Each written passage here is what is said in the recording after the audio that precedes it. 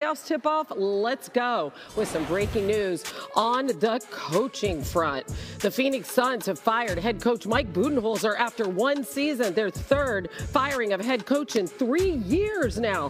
Budenholzer failed to reach the playoffs or the play-in despite having the biggest payroll in league history, one that features Kevin Durant, Devin Booker, and Bradley Beal. The Suns finished with just 36 wins this season, well below their preseason win total at ESPN Sportsbook. Phoenix entered the year with 20-1 odds to win the title, the ninth shortest odds in the league, and shorter than the Cavs, the Rockets, the Lakers, the Warriors, the Grizz. All those teams in the playoffs or the play-in. Here with the latest is senior NBA insider Shams Charania. So the next big question, Shams, is one that we've been talking about. What does Kevin Durant's future look like with Phoenix?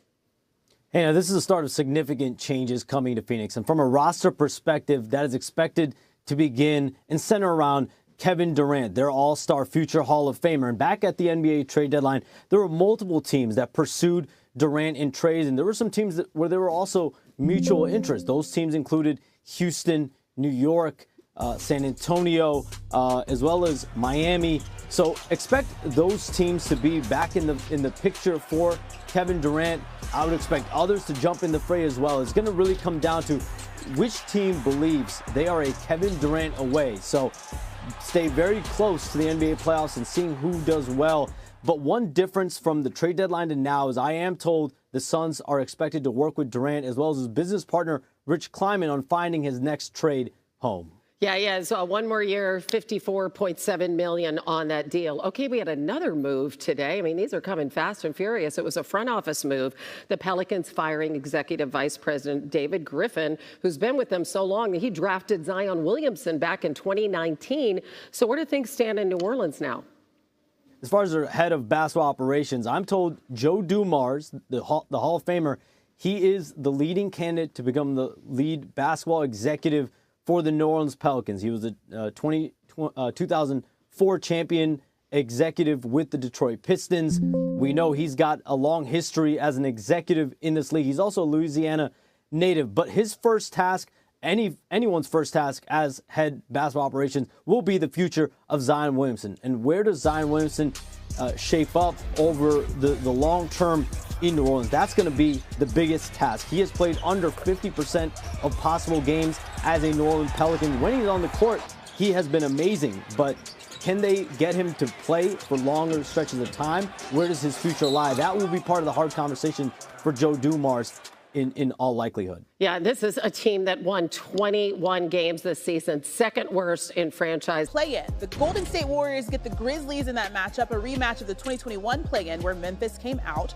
the winning side, keeping the Warriors out of the playoffs. Now, ESPN Analytics gives the Warriors over a 90% chance to make the playoffs. They have a 70% chance to get the 7th seed and better than 20% chance to earn the 8th seed. The play-in, it has not been kind to the Golden State Warriors, though. They have never made it out of the round, going 0-3, the most losses of any team in play-in tournament history. So, my good sis Chanel Gumike is now back. How confident are you that the Warriors can win tomorrow and actually get that 7th seed?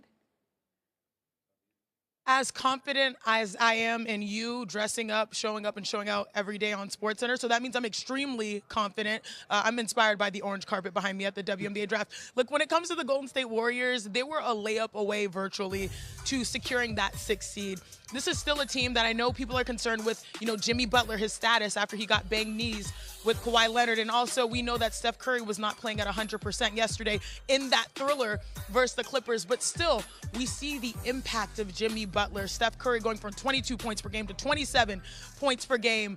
Jimmy Butler also helping them up their free throws. And most importantly, I believe they're 23-7 when Jimmy Butler plays. This is a team that still has two of the biggest dogs in the NBA. That is that strikes a lot of fear in the heart of their opponents, even though Memphis will have something to say about it. All right, so we know these teams have played a few times this season. What is the matchup that you're looking forward to in this matchup? It has to be the battle of the point guards. One thing I love to say here, everyone, like, if you're a boxing fan, styles make fights. You have two polarized, different styles amongst Ja Morant and Steph Curry. Ja, he does his damage on the inside. He's one of the most electric players in the NBA. Now, Steph, we all know he's got that signature three-point shot. What will win, threes or twos? Seeing those guys guard each other offensively, it's going to be a showcase. So it's going to be fun to be able to see those highlights. Steph Curry, we know he's coming in feeling confident, but Ja Morant, he is capable of having big games. He is capable also of showing that, hey, you guys, you might have slept on us, the Memphis Grizzlies, especially considering with their coaching change, a little bit of turmoil, but he is capable of exploding as well. I mean, look at the hang time on those shots. Look at his ability to explode and get downhill.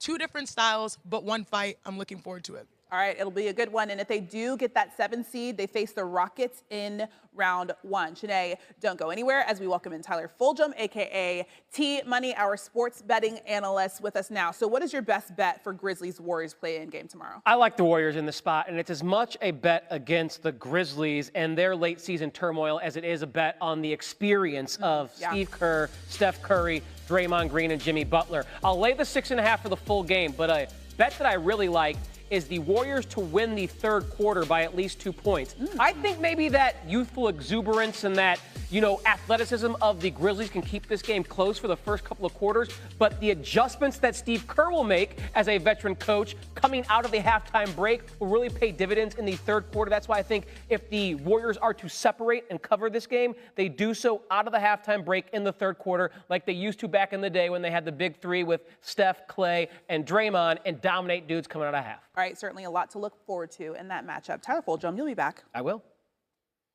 The WNBA draft is tonight. You can see it right here on ESPN. The Dallas Wings have the first pick, and they are on the clock. Paige Beckers should be the runaway first pick of the draft. She's added a national championship to her resume and has just signed a 3-year deal with the 3-on-3 league Unrivaled. Becker's first-year salary for Unrivaled's 10-week season will exceed what she would make in 4 years of her WNBA rookie contract, sources tell ESPN. And so, back here with Janae Ogumike, what are your expectations for Paige in her rookie year in the W?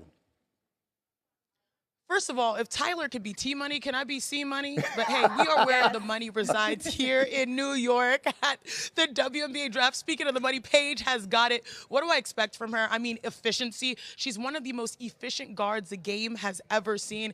And I just love the joy that she brings to her team. She allows her teammates to thrive, to flourish. But if you think about her, I mean, I know everyone says, like, we're going to hear her name early. Most likely, Andrea Carter said it, 99.999% chance that she goes first. But what I love about her is that she just is built for these types of moments. When Gino called on her to have big games, she did exactly that, 30, 40, 30 piece. And also, her teammates were in great situations because of how she plays.